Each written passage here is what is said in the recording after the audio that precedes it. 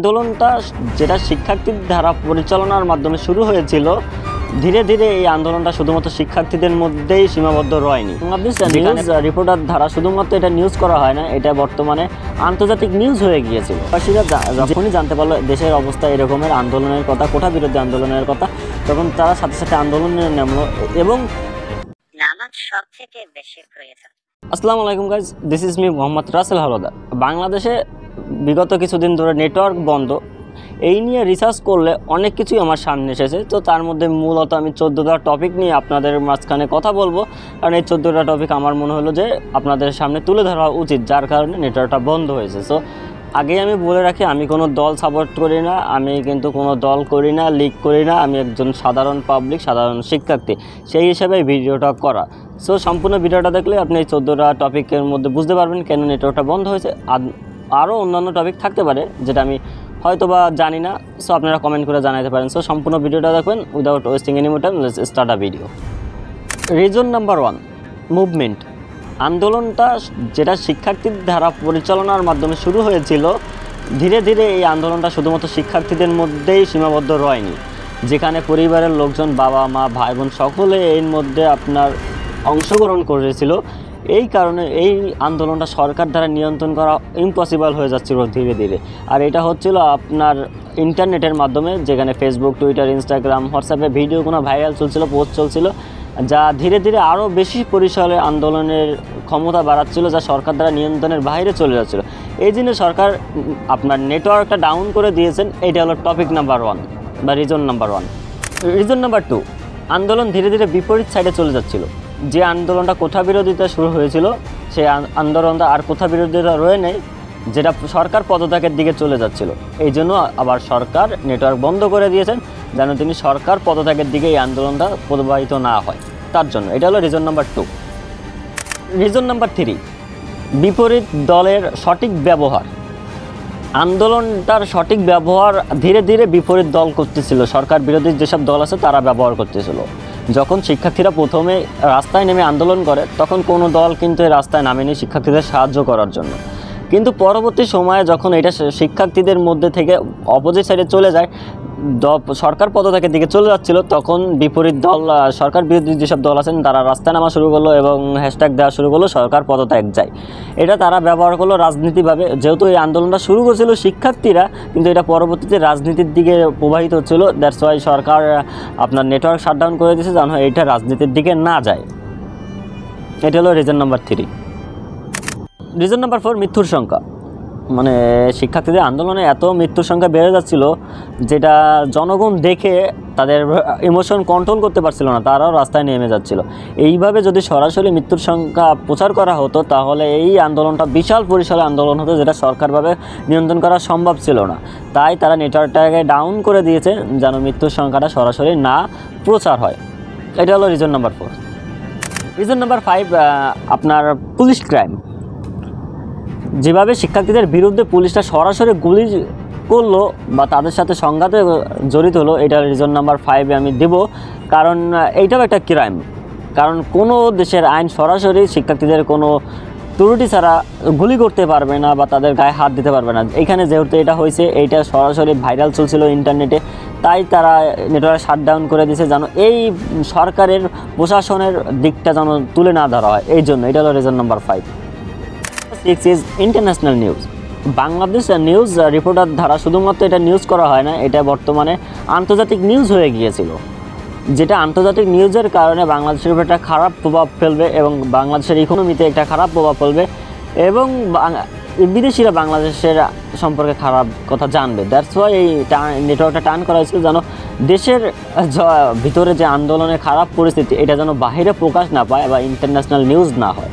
এই জন্য সরকার নেটওয়ার্ককে ডাউন করে দিয়েছে। এটা ছিল রিজন নাম্বার 6। রিজন নাম্বার 7, প্রবাসী। ইন্টারনেটের মাধ্যমে প্রবাসীরা এত দ্রুতভাবে সব কিছু জানতে পেরেছিল, যেটা বাংলাদেশের জন্য ভবিষ্যতে খারাপ দিক নিয়ে আসতো বা আপনার রেমিটেন্সের উপর খুব প্রভাব ফেলবে। দ্যাটস ওয়াই সরকার নেটটা শাটডাউন করে দিয়েছে, যাতে প্রবাসীরা অত দ্রুত খবর না পায়। এটা ছিল রিজন নাম্বার 7। রিজন নাম্বার 8, প্রবাসীদের আন্দোলন, প্রবাসীরাও শিক্ষার্থীদের পাশে দাঁড়ানোর জন্য তারা যেসব দেশে থাকেন সেই সব দেশে তারাও আন্দোলন করা শুরু করলো, যেটা ইন্টারন্যাশনাল নিউজে আবার হওয়া শুরু করলো। এই জন্যই নেটওয়ার্কটা ডাউন করে দিয়েছে, যে দেশের পরিস্থিতির বাইরে প্রবাসীরা যেন না জানতে পারে আর তারা যেন আন্দোলনে সামিল না হতে পারে। এই জন্যই আপনার নেটওয়ার্কটা শাটডাউন করা হয়েছে। Reason number 9, remittance decrease. প্রবাসীরা যখনই জানতে পারলো দেশের অবস্থা এরকমের, আন্দোলনের কথা, কোটা বিরোধী আন্দোলনের কথা, তখন তারা সাথে সাথে আন্দোলনে নামলো এবং রেমিটেন্স দেওয়া দেশে বন্ধ করলো। যেখানে রেমিটেন্স ছিল 100% বাংলাদেশে, সেখানে একদিনে 27% চলে আসলো। এতটা রেমিটেন্স ডিক্রিজ হলো একদিনে। এই জন্য সরকার ভয়ে নেটওয়ার্ক ডাউন করে দিয়েছেন, যেন রেমিটেন্স আর ডিক্রিজ না হতে পারে বা প্রবাসীরা এতটা খবর যেন সরাসরি না জানতে পারে। না জানলে তারা রেমিটেন্স পাঠানো আবার শুরু করবে। এই জন্য হয়তোবা আপনার নেটওয়ার্কটা ডাউন করে দিয়েছে। এটা হলো reason number 9। Reason number 10, economic crash বা অর্থনৈতিক ক্রাশ। রেমিটেন্স যোদ্ধারা রেমিটেন্স পাঠানো বন্ধ করলো, এখানে 100% থেকে 27% চলে আসলো। এইখানে অর্থনীতির উপরে একটা বিশাল প্রভাব ফেললো। এই প্রভাবটা যেন স্থায়ীভাবে না চলতে থাকে তার জন্য নেটওয়ার্কটা বন্ধ করে দিয়েছেন, যেন রেমিটেন্সটা আবার রেমিটেন্স যোদ্ধারা রেমিটেন্স পাঠানো শুরু করে এবং দেশের অর্থনীতি ঠিক হওয়া শুরু করে। এটাই ছিল রিজন নাম্বার 10। রিজন নাম্বার 11, যে সকল শিক্ষার্থীরা বিদেশ থেকে বাংলাদেশে পড়তে এসেছিল তাদের অধিকাংশ শিক্ষার্থীদের বিদেশে আবার ফেরত নেওয়া হয়েছে সরকারের দ্বারা। কারণ তারা চাচ্ছিল না যে তাদের অনিরাপত্তায় তাদের শিক্ষার্থীরা ওই দেশে থাকুক, যে দেশে তাদের নিরাপত্তা এখন বহাল নেই। সেই জন্য তাদের শিক্ষার্থীদের আবার ফেরত নেওয়া হয়েছিল। এই জন্য তারা শাটডাউন করছে, যেন এই নিউজটা সাধারণত দেশের মধ্যেই থাকে, বাইরের দেশে না জানা হয় বা তাদের দেশের শিক্ষার্থীদের ফেরত না নেওয়া হয়। তাহলে ইকোনমিতে অনেক একটা বিশাল বড় একটা প্রভাব ফেলবে। এই জন্য নেটওয়ার্ক শাটডাউন করা ছিল। এটা ছিল রিজন নাম্বার 11। রিজন নাম্বার 12, বিদেশ থেকে আমাদের দেশে লোক আসা নিষিদ্ধ ছিল। আপাতত যেসব দেশ থেকে আমাদের দেশে ফরেনার আসতো সেই সব দেশ নিষিদ্ধ করে দিয়েছিল তাদের উপর, যে কোনো ফরেনার আমাদের বাংলাদেশে আসতে পারবে না অনিরাপত্তার কারণে। এইটা যেন দেশের পরিস্থিতি স্বাভাবিক চলে আসে এবং ফরেনাররা আসতে পারে, এইটার জন্য হয়তো বা নেটওয়ার্কটা ডাউন করে দিয়েছে। রিজন নাম্বার 13, অনেক দেশ তো আমাদের দেশের উপর ব্যান করে দিয়েছে। যেমন মার্কিন যুক্তরাষ্ট্রই আমাদের দেশে তাদের দেশের নাগরিক আসা ব্যান করে দিয়েছেন। এরকম অনেক দেশই আছে যারা নাগরিক ফরেনার আসা আমাদের দেশে ব্যান করে দিয়েছেন এবং তাদের কর্মীদের ফেরত নেওয়ার চেষ্টা করেছেন সরকারিভাবে, যেন এইটা কমে যায় বা পরিস্থিতি স্বাভাবিক চলে আসে। এই জন্য নেটওয়ার্কটা তারা শাটডাউন করে দিয়েছেন। এটা হলো reason number 13। Reason number 14 is last and it is about democracy. গণতন্ত্র সম্পর্কে। গণতন্ত্র ধীরে ধীরে এমনভাবে লুপ্ত হচ্ছিল যে সরকার পদত্যাগের দিকে চলে যাচ্ছিল আন্দোলনটা। আর এটা সরকার বিরোধীতে আপনার বিপরীত দলরা ইউজ করতেছিল। ডেমোক্রেসিতে অনেক ক্ষতি হচ্ছিল, দেশের ইকোনমিতে অনেক ক্ষতি প্রভাব ফেলবে। এই জানা সত্ত্বেও যে প্রত্যেক দিন ইন্টারনেট বিল বা আপনার যত অফিস আদালত কাজকর্ম হয় সব কিন্তু চলে আপনার অনলাইনে। এইখানে কিন্তু অনেক ধরনের আমাদের বাংলাদেশ একটা টাকার লস দিকে লসের দিকে সম্মুখীন হবে জানা সত্ত্বেও কিন্তু সরকার এই পদক্ষেপটা নিছেন। কারণ কি, আমাদের দেশের ডেমোক্রেসিতে অনেক প্রভাব ফেলতেছিল, সরকার বিরোধিতা চলে যেতেছিল, পদত্যাগের আন্দোলনটা চলেছিল এবং এত বড় শহরে একটা আন্দোলন হওয়া শুরু করেছিল যেটা ভাষা বা যুদ্ধ আন্দোলনের পরে মেবি হয় নাই। সো এই আন্দোলনটা সরকার দ্বারা নিয়ন্ত্রণ করা পসিবল হচ্ছিল না। কারফিউ জানানো হয়েছে, ইন্টারনেট ডাউন করা হয়েছে। এই জন্যই যে যেন এটা সরাসরি যেন ইন্টারনেটে প্রচার না হতে পারে এবং আন্দোলনটা রুখে দাঁড়াতে পারে, এজন্যই এটা মানে ইন্টারনেটটা বন্ধ করা হয়েছে। বাই দ্য ওয়ে আমি এই লিস্ট করে রাখছিলাম নাম্বারগুলো, কারণ এতগুলো নাম্বার তো মুখস্থ করা সম্ভব না। এই যে লিস্ট করে রেখেছিলাম, সেই লিস্ট দেখে রেখে আমি আপনাদের বলে দিলাম।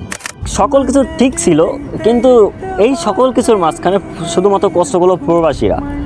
তারা এত দূরে এসে টাকা কামাচ্ছে শুধুমাত্র তাদের পরিবারের খুশির জন্য, কিন্তু এই ইন্টারনেট বন্ধ করা থাকার কারণে তারা তাদের পরিবারের সাথে এই কতদিন কানেক্টই করতে পারেনি, যোগাযোগ না করতে পারে। তাদের দুঃখ ছিল অপারেশন, যেটা বলার বাইরে। আমি নিজেও একজন বাইরের দেশে প্রবাসী, সো আমি বলতে পারি যে কতটা কষ্ট ছিল। বাবা মা বা আত্মীয় স্বজন ভাই বোন যার যে ছেলে মেয়ে আছে তাদের সাথে কথা না বলতে পারা, কতটা যে কষ্টের, যারা না ফেস করছে তারা বুঝতে পারবে না। প্রবাসীরা এতটা কষ্টের মধ্যে ছিল না বললে না। সারাদিন আপনার 50 ডিগ্রি সেলসিয়াসে কাজ করে এসে যদি ফ্যামিলির সাথে কথা না বলতে পারে তাহলে এর দুঃখ আর কোথাও রাখার মতন না। এটা ছিল প্রবাসীদের কষ্ট। আর আই হোপ এইটা ছিল আমার নিজস্ব মতামত। আপনাদের মতামত কমেন্ট করে জানাতে পারেন কেন নেটওয়ার্ক বন্ধ ছিল। এই যে 14টা আমি কারণ রিজন বললাম, আমি 14টা নিজস্ব মতামত, একান্ত নিজস্ব মতামত, আমি কোনো কাউকে দায়ী করবো না। আর বাই দ্য ওয়ে আমি আবারও বলছি, আমি কোনো দল লীগের সাথে জড়িত না, আমি সাধারণ মানুষ, সাধারণ শিক্ষার্থী থেকে এই ভিডিওটা তৈরি করা। আশা করি যদি ভালো লাগে তো লাইক শেয়ার সাবস্ক্রাইব করুন এবং চ্যানেলটাকে সাবস্ক্রাইব করে পাশে থাকা bell icon button all set করুন। ফেসবুক থেকে ফলো করবেন। Tata, take care, have a nice day, good bye, আল্লাহ হাফেজ, হ্যাপি সুইট ড্রিম, বুম।